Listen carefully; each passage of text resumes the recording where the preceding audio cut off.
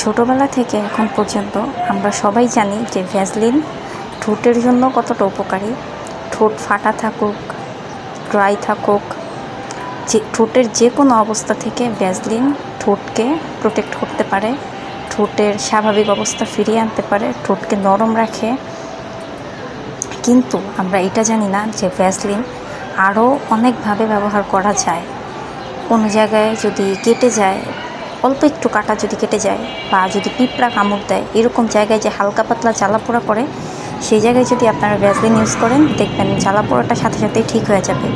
দ্বিতীয়ত, আপনার ফেস যদি অনেক ড্রাই হয়ে যায়, যে ফেস থেকে চামড়া উঠতেছে, মানে এটা কোনো ময়শ্চারাইজার দিয়ে ঠিক হইতেছে না, কোনো টোনার দিয়ে ঠিক হইতেছে না, তখন আপনারা হালকা, ফেসটা যখন ভেজা অবস্থায় থাকবে, তখন আপনারা হালকা করে ভ্যাসলিন দিয়ে রাখবেন উপরে।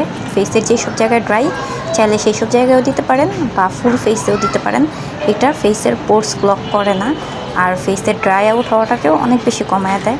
আর তৃতীয়ত, আপনাদের যাদের পা ফাটার সমস্যা আছে, পা ফাটা জায়গায় ভ্যাসলিন দিয়ে রাখবেন সারা রাত, দেখবেন পরের দিনই অনেকখানি ইমপ্রুভ হয়ে গেছে। এভাবে 2-3 দিন ব্যবহার করলে আপনারা পা ফাটার অনেক ইমপ্রুভ পেয়ে যাবেন। ভ্যাসলিন আমি অনেক ইউজ করি, আমার 4 ডিব্বা শেষ, এই যে এটাও প্রায় শেষের দিকে, আরও আমার আনা আছে।